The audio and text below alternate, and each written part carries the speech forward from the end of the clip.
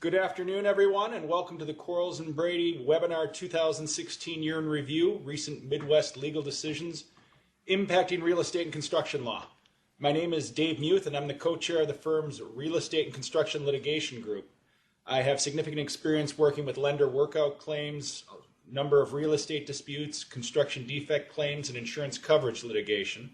I'm going to serve as today's moderator, with the program being presented by my colleagues Charles Harper, Lucy Dollins, Eric Van Scandal, Larissa Kashatka, and Michael Rogers. Charles Harper is a partner in our Chicago office, and his practice focuses primarily on commercial dispute resolution and litigation, and has successfully represented plaintiffs and defendants in a number of construction matters and commercial matters, with an emphasis on real estate and construction litigation, as well as financial service matters in state and federal courts. Charles is going to be speaking today about recent developments in mechanic liens in the Midwest. Lucy Dollins is the Indianapolis office managing partner for Quarles, as well as the litigation office chair for Indianapolis. She concentrates her practice in commercial litigation and handles all aspects of business litigation disputes, including advising on a broad range of contractual issues prior to the initiation of litigation. And she's going to be speaking about statute of limitation and statute of repose issues that have developed over the last year. Eric Van Scandal is a member of the firm's commercial litigation practice group here in Milwaukee, and he assists clients with a variety of litigation matters involving disputes relating to insurance coverage, contract breaches, construction defects, land use, collection, fraudulent transfers, and bid protests. Eric's going to be talking about pay if paid clauses and how they've modified and evolved over the past year in 2016. Larissa Kashatka is a member of the firm's commercial litigation practice group as well, and she focuses on financial institution litigation as well as complex commercial litigation, counseling a variety of clients on litigation strategy and risk management, as well as ADR. She's going to be talking about insurance coverage and subrogation issues in the Midwest for the past year. And then last but not least is Michael Rogers, who's also in the litigation practice group in Indianapolis and practices primarily on competition and unfair trade practices, as well as advising businesses regarding non-competition covenants, as well as restrictive covenants. He's going to be speaking about impact on alternative dispute resolution in the Midwest that's occurred over the last year. And before I turn it over to Charles to talk about mechanics liens, I'm going to just finish with a couple of housekeeping items. We are going to be applying for 1.0 hours of continuing legal education credit. So for those of you who are an attorney who are joining the webinar today and would like to receive CLE credit for today's program, I would ask that you please fill out the CLE form located on the back of the PDF copy of materials that are found in the handouts panel of the webinar dashboard. Please complete the form and return it to Amanda Thompson. Her contact information is listed at the bottom of the document. In the event that you have any problems accessing that information, please send an email to me, and my email address is david.muth@quarles.com, and we'll get that taken care of for you. Finally, we've muted all the phone lines for those dialing in and participants listening to the audio of your computer, so you won't be able to speak. We are in listen-only mode for the entire duration of the webinar today. We also wanted to make you aware that this presentation is being recorded and that you're also going to receive an electronic survey via email after the program, and we would very much welcome your feedback on today's webinar. And then finally, if you do have a question about today's webinar at any time, please type the question into the Q&A box located on the upper right corner of the webinar dashboard, and then just hit enter. We will receive that, and then we will make sure either at the end of this webinar to address those questions, time permitting, or if we run out of time, we will make sure to offline answer all questions that we receive today. So with that being said, I'm going to turn it over to Charles Harper and let him talk a little bit about what's been going on with mechanics liens. Thank you, Dave. We're going to start the mechanics lien discussion in Illinois, which has now joined the majority of states in providing statutory provisions for bonding over mechanics liens. This new law became effective January 1, 2016. And if you've joined our webinars in the past, you've heard me talk about this provision before, so I won't spend a lot of time on it. The takeaways here, though, are that under this provision, any party with an interest in the real estate can post a bond in lieu of the real estate if there is a dispute related to that lien. So this includes not only the owner, but also any lender or any other encumbrancer on the property is free to post a bond to remove that cloud on the title. In addition, a general contractor can post a bond for a subs lien, or anyone else that might potentially be responsible for paying that lien is free to post a bond. So this opens up general contractors who might have issues with their owners and want to clear the title to go ahead and post a bond as well while they engage in a dispute with their sub. The additional benefit to this new provision is that it does not require any litigation to be pending, and it also includes notices of intent to lien. So in a situation where a subcontractor has issued a notice of intent to lien, that now is also potentially subject to an action that can be filed immediately in the circuit court of the county where the property is located in order to post a bond in lieu of the lien, so that you could actually bond over a threatened lien before the lien is even recorded against the property. This can also be then used in conjunction with a demand to sue in the event that the interested party wants to force a litigation over that, and the bond then satisfies the lien in that case. So the bond must be 175% of the lien claim, and if an action has been filed, that petition for the bond must be filed within 5 months of the action to enforce the lien being filed. And again, the courts have indicated that this, like all other aspects of the Mechanics Lien Act, will be strictly construed. Moving on to Indiana, in the case of Ambrose v. Dalton Construction, the Indiana Court of Appeals has held that the basis underlying a mechanics lien action is the unjust enrichment of the property owner, even though a contract is required in order to establish a lien right. If for some reason that contract is invalidated, and in this particular case the reason for invalidation was a violation of the Home Improvement Act that forbid oral modifications to a contract, but the real takeaway here is that the court held that even if the contract is void or invalid or unenforceable, that the fact that the property owner received a benefit from the contractor's work is enough to enable the lien to go forward. Turning to Michigan, the Michigan Supreme Court has held that its Public Works Bond Act does not require that the recipients of the subcontractor's notice have actual receipt of the notice and actual notice of the claim.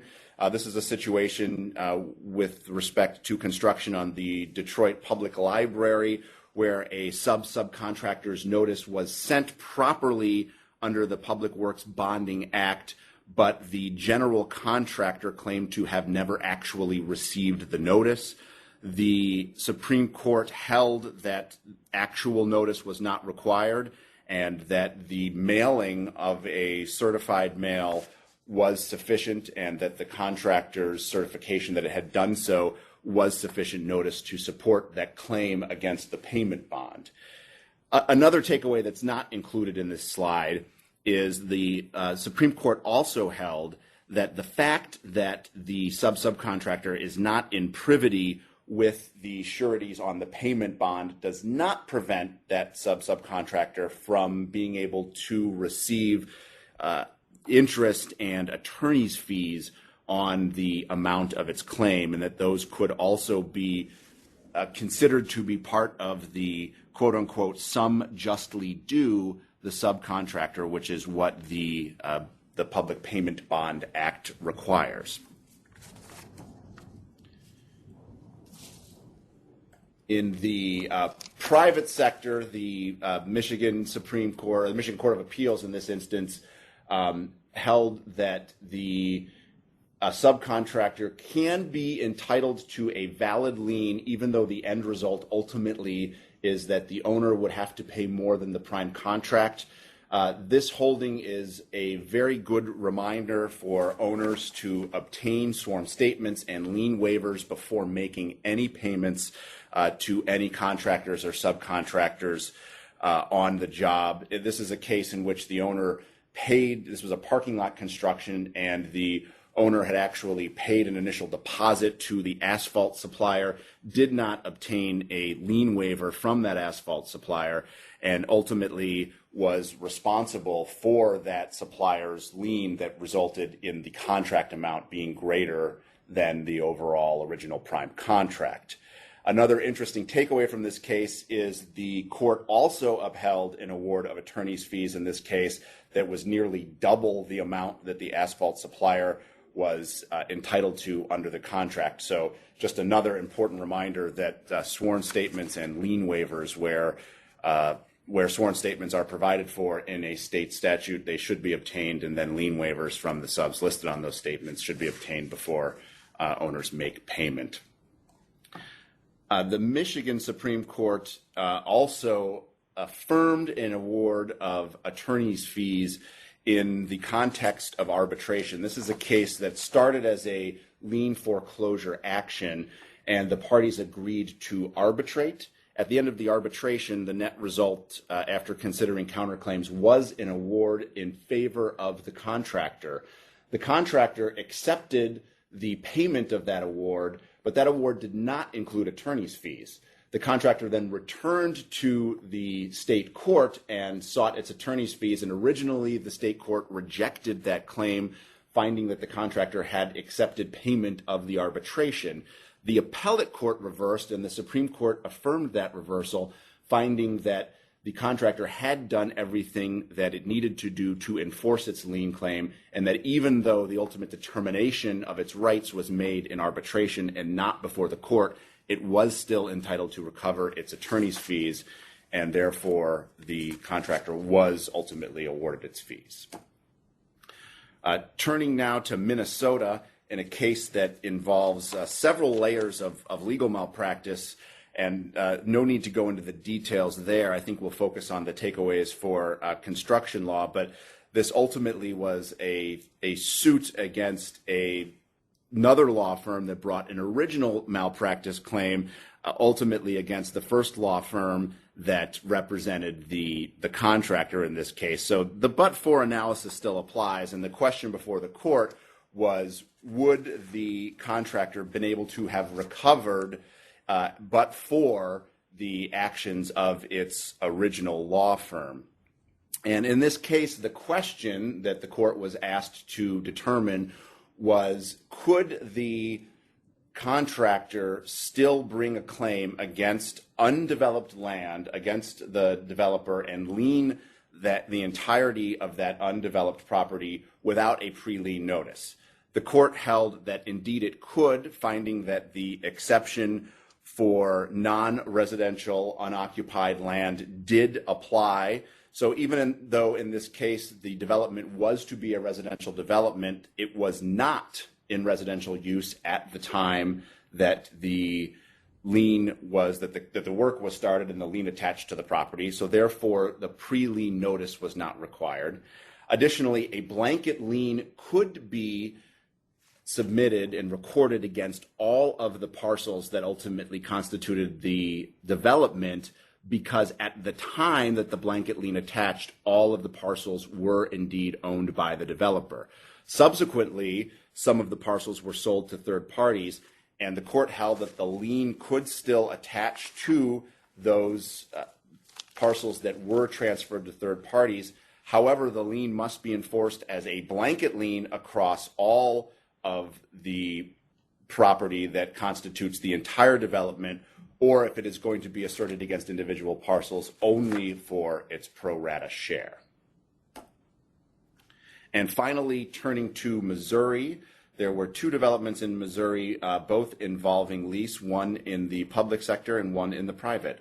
The holding of the Missouri Supreme Court with respect to public projects was that where the public project involves a leasehold and that lease is held by a private entity, the Mechanics Lien Act provisions that allow a lien to attach to lease rights can attach even in the context of a public property where it is a public company that holds those lease rights. The court found that liens can attach, that private mechanics liens can attach to the private entity's lease interest, even though the underlying property is publicly held.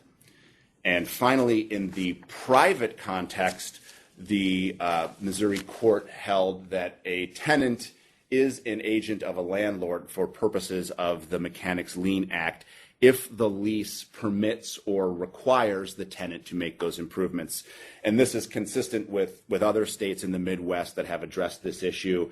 In this case, the lease actually required the tenant to make certain improvements, and the court held that that was sufficient to bind the owner to the tenant's contracts for those improvements for purposes of the contractor's lien rights against the property. And that concludes the lien portion of the presentation. I will now turn it over to Lucy to talk about statutes of limitations and repose. Thank you, Charles. I'm going to cover some recent developments in these areas in the construction context. Now, we all know the statute of limitations specifies a time period for commencing a suit, and then a statute of repose, on the other hand, bars the bringing of a suit after a set period of time, regardless of the statute of limitations. And this is generally triggered by some specific event. For example, in some states, it can be the substantial completion of a property improvement. Now, many states have statutes of limitations and statutes of repose that are specifically in the construction realm and for construction-related claims. I'm going to quickly cover some cases in this area in the Midwest, 6 cases to be more precise, and leave you with some takeaways. The first case, next slide, please. The first case is one out of Missouri, and it dealt with a plumber who installed gas lines in a home in 1986. Well, 24 years later, a crack in a line led to an explosion that destroyed the home and killed one of the residents. The homeowner's insurance company ended up filing suit against the plumber, alleging that it was the plumber's negligence that caused the explosion. In this case, the plumber moved for summary judgment based on the 10-year statute of repose in Missouri. Now, the 10-year statute there only protects defendants whose sole connection to the improvement was designing, planning, or construction. And the insurance company in this case argued that the plumber actually had 2 connections. And those connections were the performance of the work itself and privity of contract, created by an oral agreement between the plumber and the homeowners at the outset of the work. Well, the Missouri Court of Appeals was not convinced, and instead it held that performance and contractual privity were one and the same and constituted a single relationship to the homeowners. And that relationship really was the contractor completing a task to the specifications of the agreement.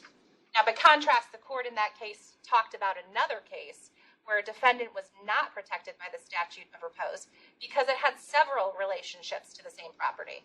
And in that case, the defendant owned the property, performed several different improvements on it, and then ended up selling it. The next case is one out of Ohio. And in this case, the plaintiff purchased what's called catalyst modules from the defendant. And these are used in designing and building a power plant for a third party in this case. And these catalyst modules reached the end of their useful life well before the guaranteed number of hours under the contract. So the plaintiff sued the defendant on a breach of warranty claim and then also sought indemnification. The district court focused on whether or not the catalyst modules constituted goods under the UCC or services. And the court found that they were goods. On appeal, that issue was not addressed. All the parties agreed that they constituted goods. And on appeal to the Sixth Circuit, the issue focused on when the 4-year statute of limitations for goods commenced in this case. And the defendant here argued that the statute of limitations expired because 6 months into the operation of these catalysts, it had become evident to the plaintiff that unless some type of effective corrective action was taken, the catalyst would not meet its 24,000-hour operational life warranty. However, the Sixth Circuit highlighted the fact that the defendant had been immediately notified by the plaintiff of this fact, and therefore the defendant was actively investigating to identify corrective action. So the cause remained unidentified, but the defendant was cooperating in good faith to help ensure the success of the contract. So in other words, the defendant was taking actions to prevent the potential breach in performance. And because of this, the Sixth Circuit ruled that the claim accrues when breach of warranty and not the possibility or likelihood of breach was or should have been discovered.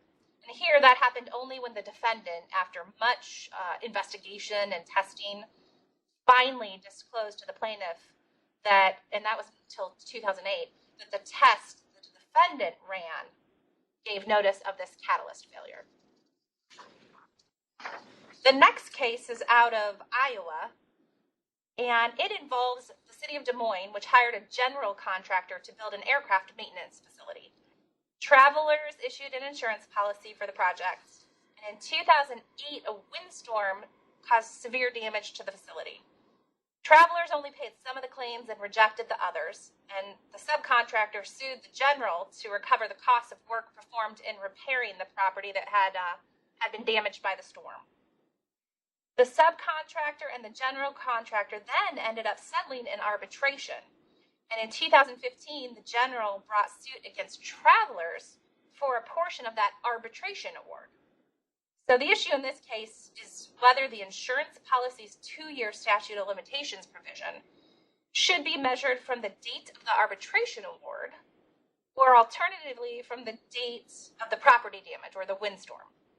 And the district court in Iowa held the claim accrued at the time the actual damage occurred from the windstorm and not from the date of the arbitration award. So they really looked at the policy and the term loss or damage meant physical injury or physical destruction of the property. In the next case, a Minnesota case, the general contractor was aware of a particular leaking by a certain window that occurred during the construction. And once the construction was complete, the leaking stopped for nearly a year. However, after that, within a few months, after substantial completion, the same leaking arose at that same window. The building owner sued the general contractor for failure to exercise reasonable care. The statute of limitations in Minnesota stated that no action shall be brought more than 2 years after discovery of the injury. Well, the owner of the property argued that the statute of limitations cannot begin to accrue until after the project is substantially completed because any defect condition that existed before that time may be remedied during the course of the construction. The Minnesota Supreme Court, though, held that the statute of limitations in a construction defect matter can accrue during construction. Now, the court did throw a bone out and say, ongoing construction is certainly and is likely to be a factor in determining when an injury is discovered. But this shows that the statute of limitations can begin to run before substantial completion. The next two cases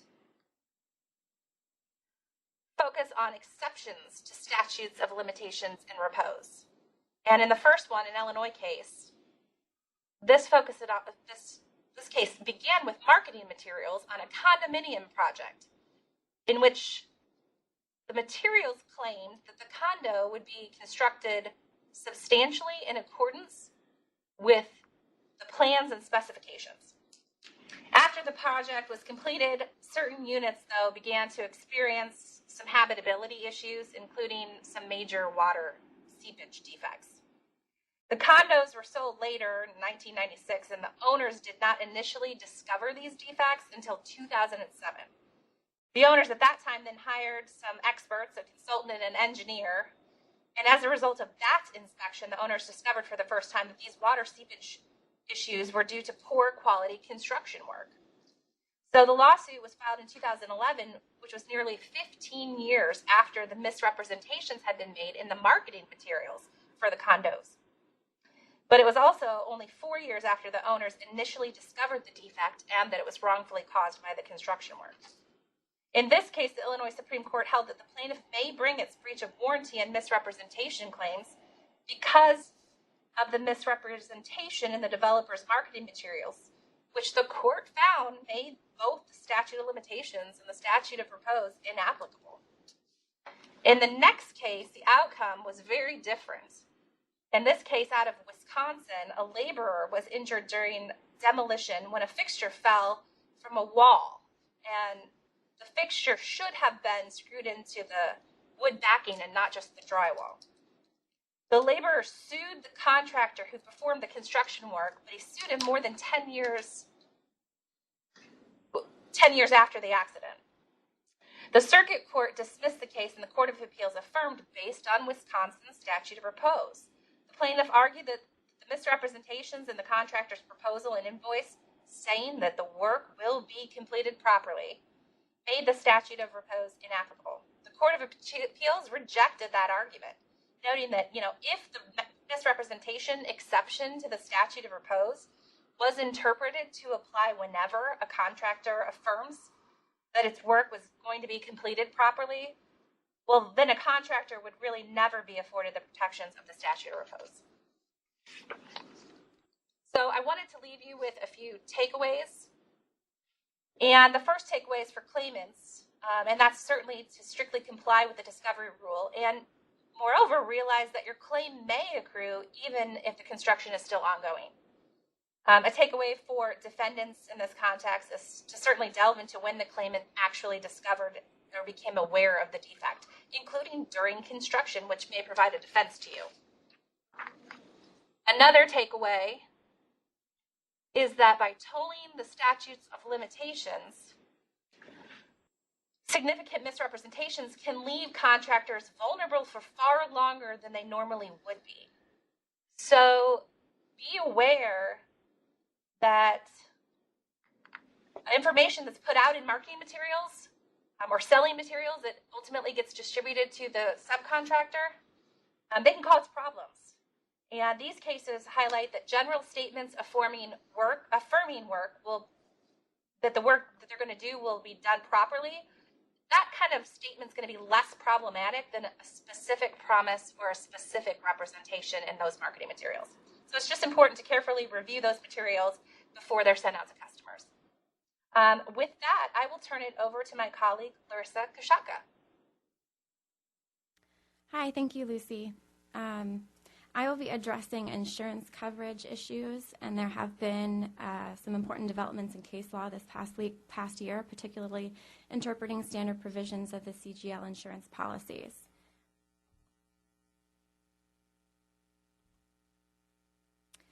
Starting in Iowa with the Westlake case, the Iowa Supreme Court evaluated whether defective workmanship by an insured subcontractor constitutes an occurrence covered by a CGL policy. The court held that there is coverage as long as the resulting harm was not expected from the standpoint of the insured. So to give you a bit of background in this case, the plaintiff, Westfield, purchased an apartment complex still under construction, and during the construction, water started to penetrate the building. So Westlake sued for construction defects and entered into a settlement agreement with most of the subcontractors. The developer and the general contractor assigned its rights against the excess insurer to Westlake, and the case between Westlake and the excess insurer went to jury. And the jury was instructed that an accident must be determined from the viewpoint of the insured, and an accident is unexpected so long as the insured does not expect it and the damage. The jury then awarded over $12 million to Westlake, and the insurer appealed. The insurer argued that the instruction was improper and construction defects and damage could not constitute an occurrence under Iowa law. The Iowa Supreme Court ultimately found that an intentional act resulting in property damage that the insured did not expect or intend qualified as an accident amounting to an occurrence as defined in standard form CGL policies. There's another case in Iowa that was important in the insurance context, and that is Dean Snyder Construction versus Travelers. And in this case, as Lucy already touched on, a windstorm caused damage to a project to build an aircraft maintenance facility in Des Moines. And Dean Snyder, the general contractor, notified Travelers, its CGL policy insurer, for the project, and Travelers paid some of the claims. Dean Snyder then entered into a second contract with its steel subcontractor to rebuild the structure damaged by the storm. And the subcontractor filed suit against Dean Snyder 5 years after the storm to recover its damages, which went to arbitration. The arbitration came out in favor of the subcontractor, and when Dean Snyder tried to get Travelers to pay, Travelers refused. Dean Snyder filed suit against Travelers, which was nearly 7 years after the windstorm, and Travelers argued that the claim had to be dismissed as time barred. Dean Snyder argued that the claims accrued when third-party liability attached or when it received notice of the arbitration in favor of the subcontractor. But the Southern District of Iowa disagreed and determined that the direct loss accrues at the time of the damage-causing event, which was the windstorm, and Iowa law does not delay a claim until there's certainty as to the final amount owed. So the court upheld the 2-year limitations period to file suit under a CGL insurance policy. Moving to Ohio, in Lightning Rod versus Southworth, the Ohio Court of Appeals held that even where there is continuing damage, an insurer has no duty to defend for a defect that began prior to the coverage period. So in this case, an insured installed mobile homes and obtained a policy after noticing some structural defects with the mobile homes. And after being notified of the claim, the insurer filed suit for declaratory judgment that it was not obligated to defend. The contractor argued a continuous trigger theory, where the reoccurrence of damage during the policy period triggered coverage. But the insurer argued that the property damage manifested before the policy period and could not constitute an occurrence under the policy.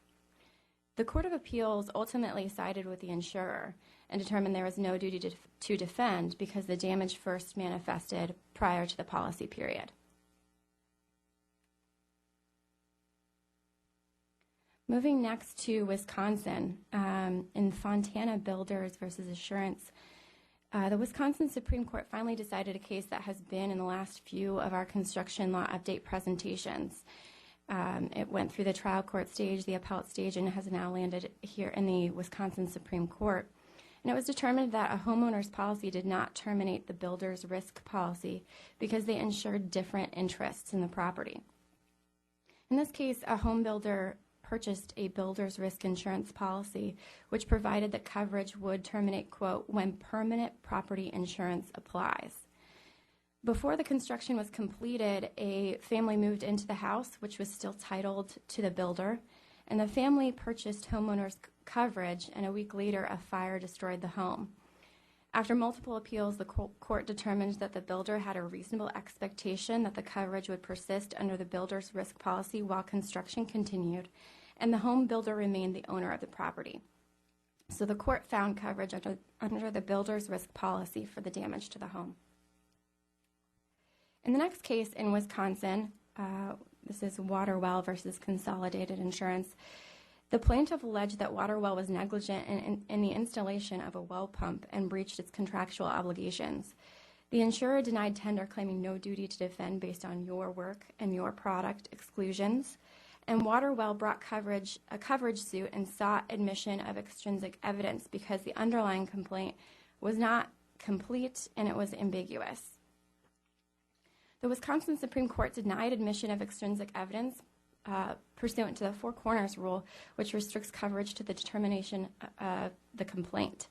And this ruling is important because it could restrict coverage significantly where a plaintiff does not include all the facts in its complaint.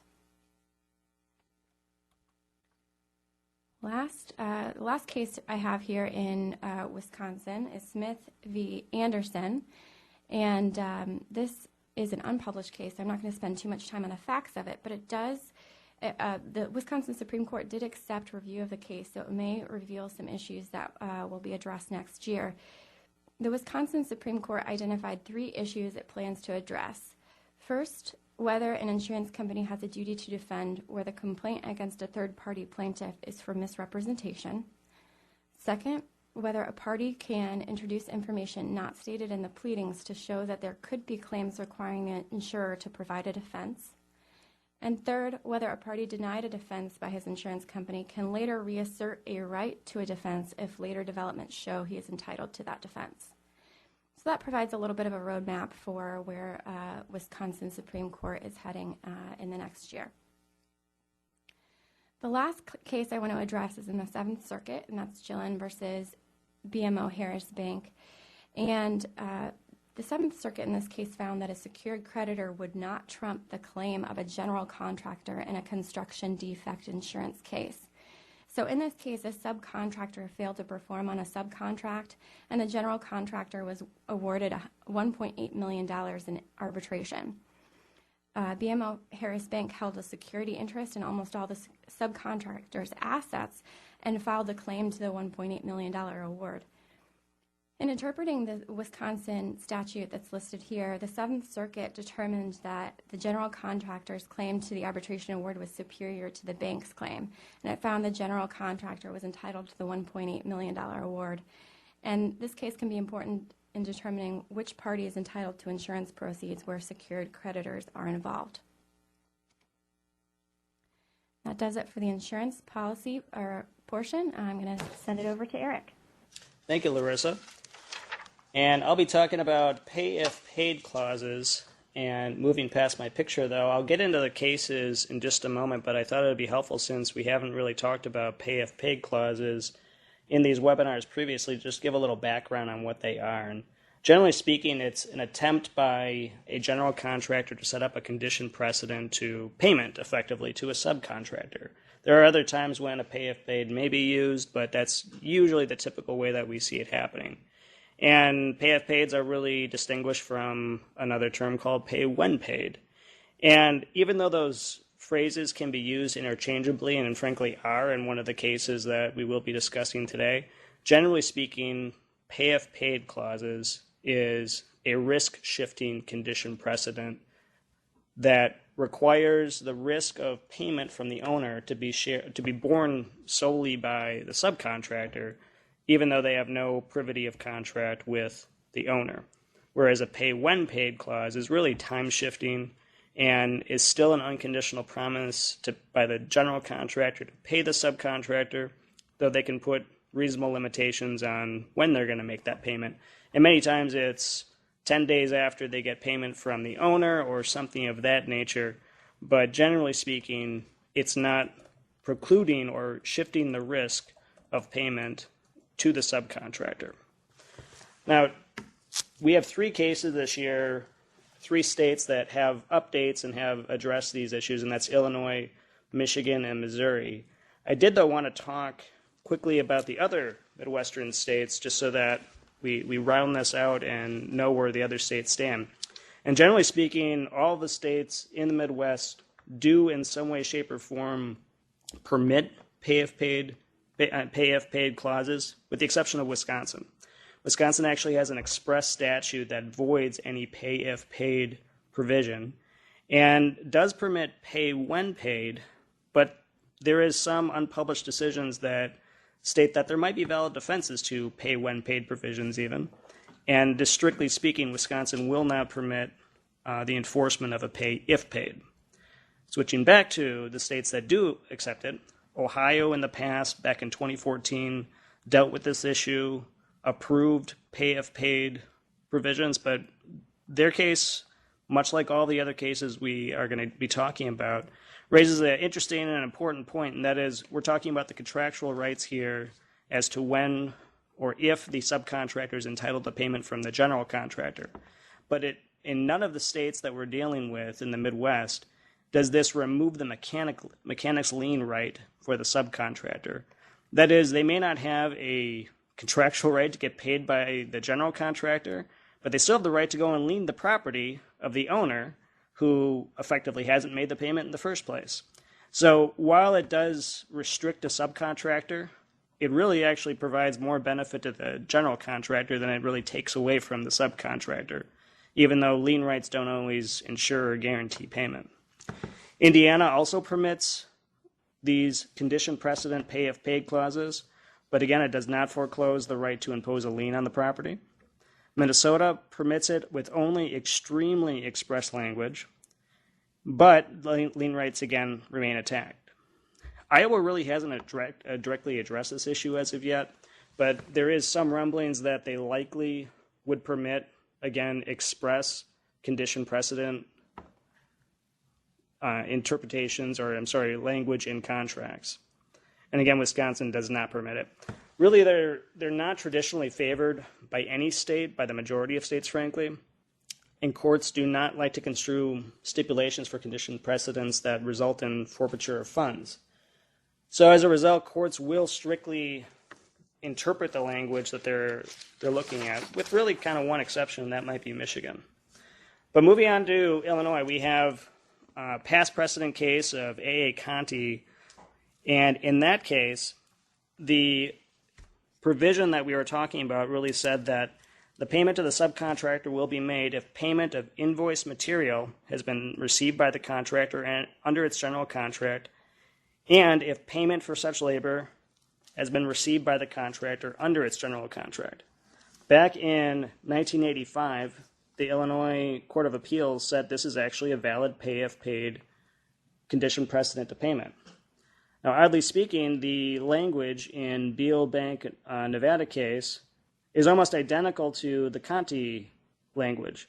The distinction and difference that's changed from 1985 to 2016 is back in 2015, the mechanics lien statute in Illinois was modified by taking away the defense for general contractors, effectively eliminating their ability to have as a defense to a mechanics lien a pay if paid clause.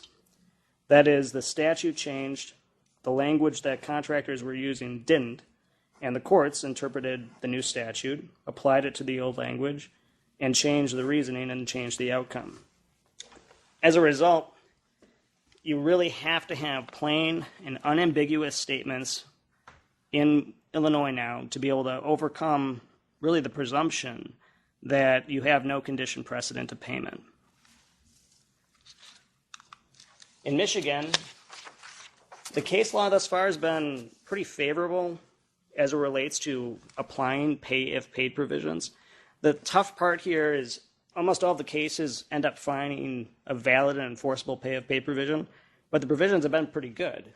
What I mean by good is they all use the word condition precedent, and that's one important takeaway to really look at as a general contractor or a subcontractor for all of these cases. And that is, if you're a general contractor and you want a pay if paid provision, almost in any state other than Wisconsin, obviously, you really want to have that phrase in there, condition precedent. You want to say that this is a payment by the owner is an absolute condition precedent to be able to get payment. If you are a subcontractor, you want to look out for that word. You want to look out for that phrase, and if that phrase is showing up in your contract, except in Wisconsin, you need to be very leery. I would still be leery in Wisconsin as well, but you at least have a statute that protects you there. In Michigan, all of the cases that have been finding valid pay if paid provisions all have this condition precedent language in it.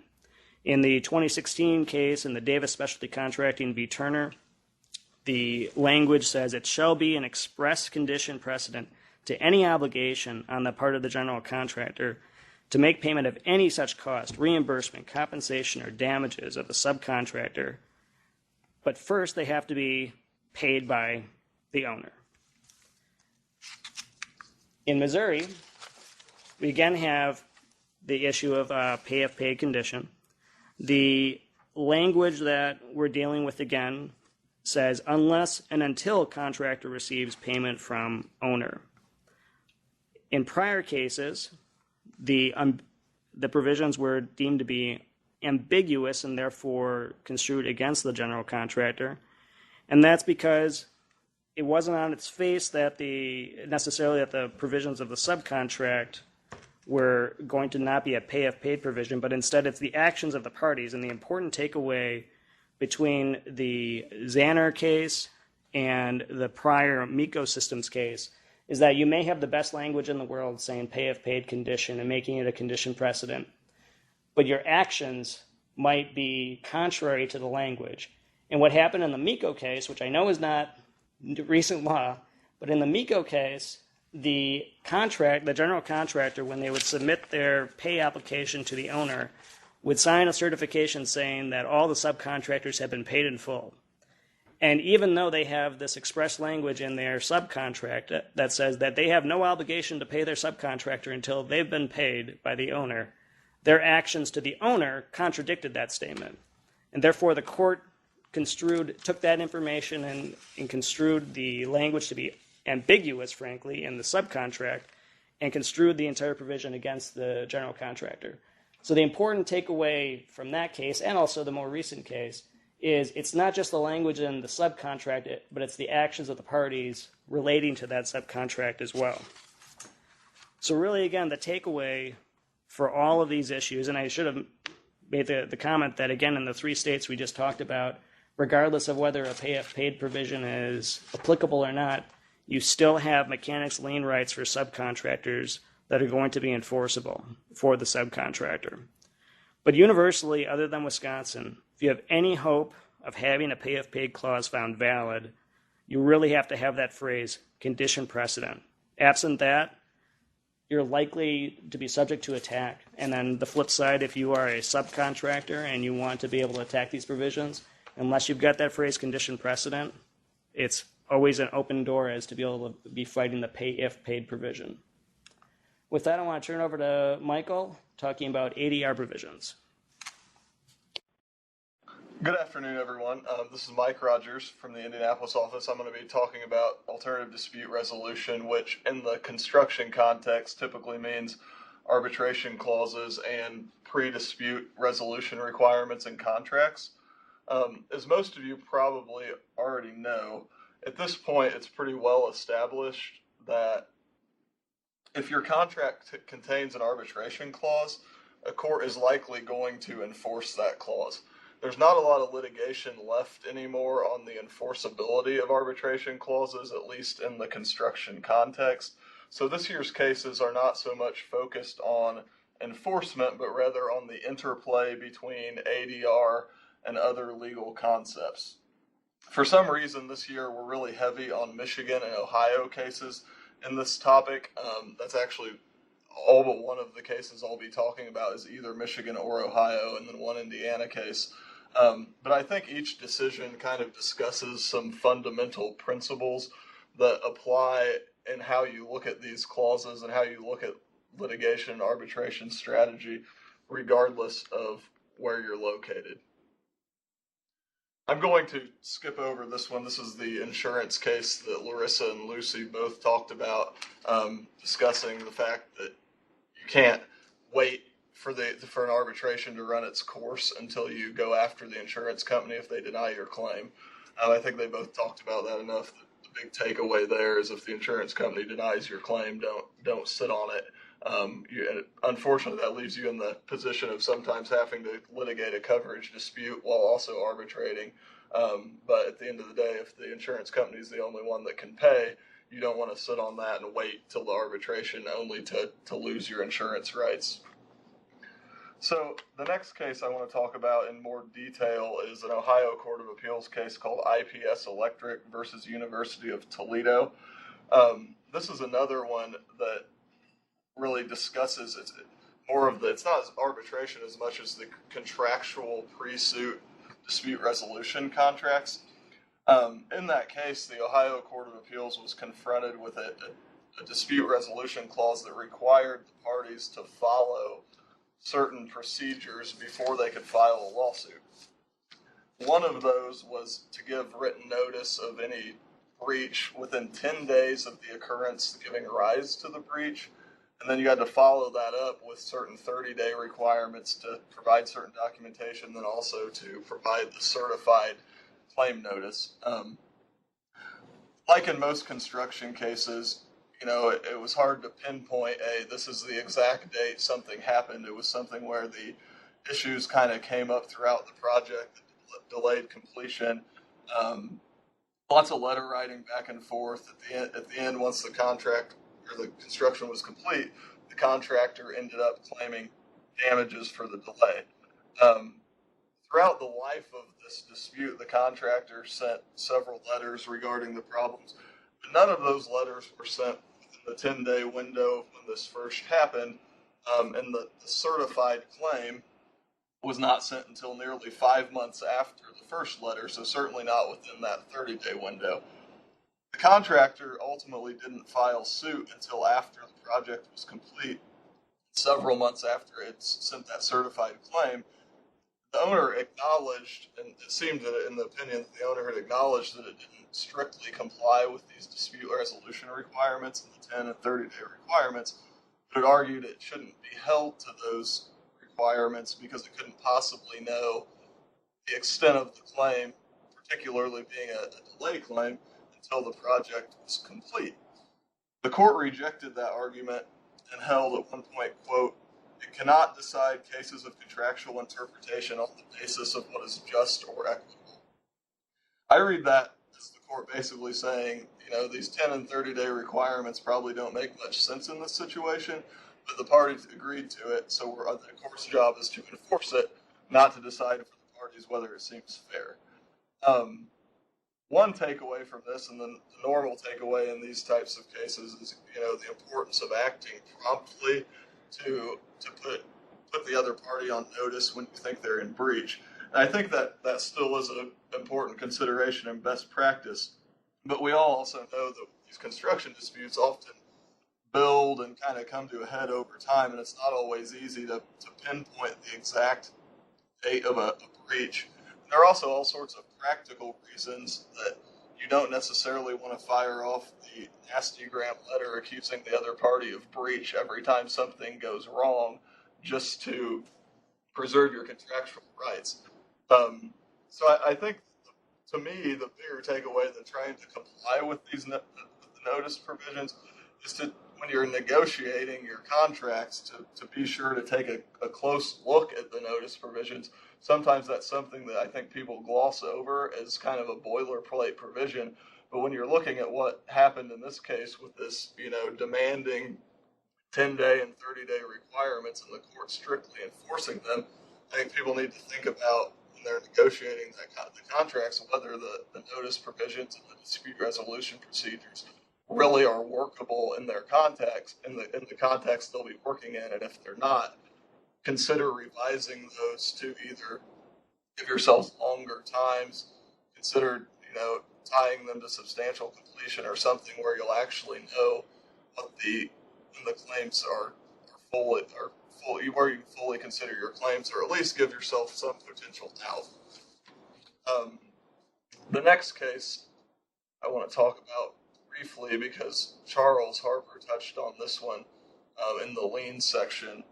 It was the case in Michigan talking about the fact that even if you ultimately get your award in an arbitration, if you pursue a mechanics lien, the Michigan mechanics lien statute allows for recovery attorney fees, so you can recover those fees regardless of whether your actual award came from the arbitration or the fee claim, the lien claim.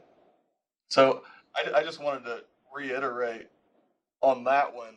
I know Indiana also has a provision in the mechanics lien statute that allows for recovery of attorney fees, and I see Michigan does too, and I think some other states do too.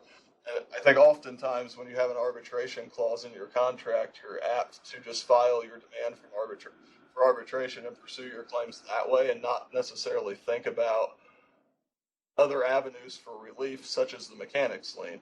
And if your contract doesn't have an attorney fee provision, I mean, that can make a big difference on your ultimate recovery and whether it's worth pursuing the claim. So particularly for those of you who are in states that do have a statute similar to Michigan and Indiana, even if you have an arbitration clause, I think it's worth considering still pursuing your lien rights just to get those attorney fee rights if your contract does not have an attorney fee provision.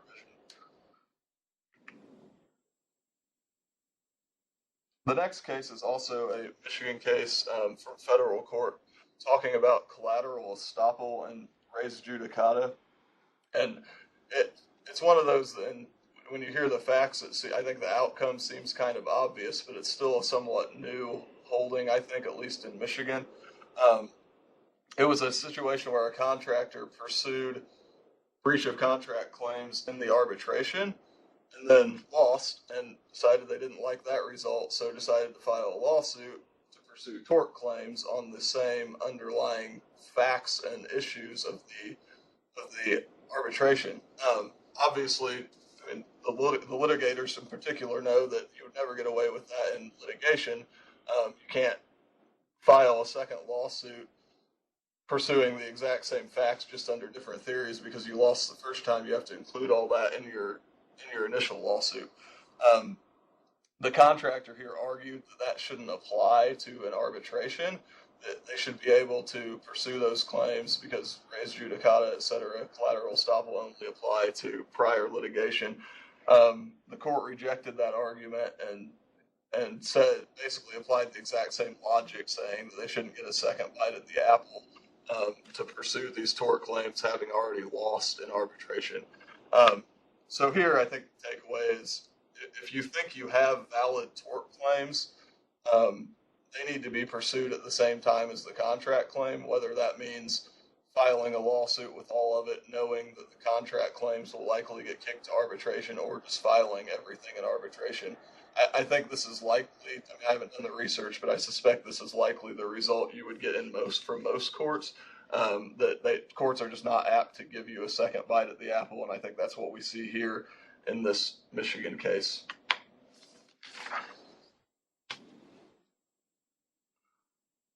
Very quickly, since we're getting close on time, I'll touch on this. It's another attorney fee provision case in Ohio. Ohio has a statute, like many states, about residential contracts, and one of the things that statute does is invalidates the prevailing party attorney fee provisions. The trial court in this case found that because, I guess I should, the provision, the prevailing party provision in this suit was actually contained at the end of the arbitration clause. It allowed the arbitrator to, quote, award attorney fees to the prevailing party. That provision was unenforceable under Ohio law, and the appellate courts didn't dispute that, but the trial court decided to invalidate the entire arbitration clause and not kick the case to arbitration because that part of it was unenforceable. The Court of Appeals disagreed on that issue and decided to keep the case, to send the case to arbitration. It says that one unenforceable part of it does not render the entire clause unenforceable. I think this just reiterates what I was talking about at the beginning, which is at this point, arbitration clauses are very difficult to get around in the construction context.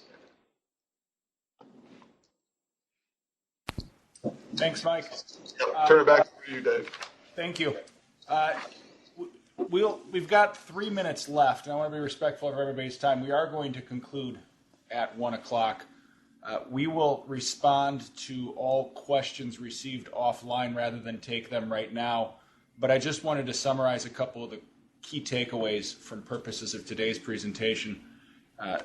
The challenge with producing a seminar talking about all the recent events covering multiple states for an entire year in 1 hour is the timing issues. But I think the key takeaways that you can take from today's presentation, we've been doing this for a number of years. Lien laws appear to be a hot topic in states every year. They're a statutory creature. They don't exist in the common law. And the reason you have such significant draconian rules from state to state is that that's exactly how they've been created. And the cynic would say that, the construction lobbyists or the bank lobbyists or et cetera, have had some impact on those. But the short version of it is that you need to be aware of the rules that apply in the state that you're in, because if you fail to comply with them, you will lose your lien rights. And losing your lien rights sometimes is the difference between getting paid and not getting paid. And we continue to see huge amounts of litigation on that. In terms of statute of repose, we tend to see situations where 6 years doesn't necessarily equal 6 years, or 4 years doesn't equal 4 years on a limitation. The repair doctrine, i.e. when a contractor is telling you that they fixed the problem or that there's nothing to worry about, courts are going to typically allow you to get beyond the statute of limitations But if you get into the 10-year statute of repose, you're unlikely to do anything other than lose your claim at that point in time. And the substantial completion is really the key factual issue that continues to be litigated year in and year out by the courts. Insurance, I will tell you over and over again, there is no clear answer to whether or not a commercial general liability policy covers an occurrence. This is a hotly debated topic. It has not been resolved. Even in the states it's been resolved. There's conflicting decisions from state to state. And we anticipate we'll be talking about that next year because it continues to be the quintessential issue on the insurance side. I believe Eric covered the pay if paid clauses and the dangers in using those and making sure you know what you're contracting to. And then finally, just in conclusion, because we're at 1 o'clock and I will keep my promise, if you're going to use ADR, I think that the key issues people continue to struggle with are everybody expected it to be a better, faster, cheaper method. That hasn't necessarily been the case. But I think still one of the reasons some contractors and some developers like to see arbitration is that they're non-public proceedings, and there's a lot of benefits to that, even if the cost isn't necessarily cheaper than a lawsuit. To the extent that there are additional state-specific issues we haven't addressed, again, please send an email in the question box or send it directly to me at david.muth@quarles.com, and we'd be happy to follow up on those issues as well and make sure we're giving you what you want. I thank everybody for their time and attendance today, and with that, we are adjourned. Thank you.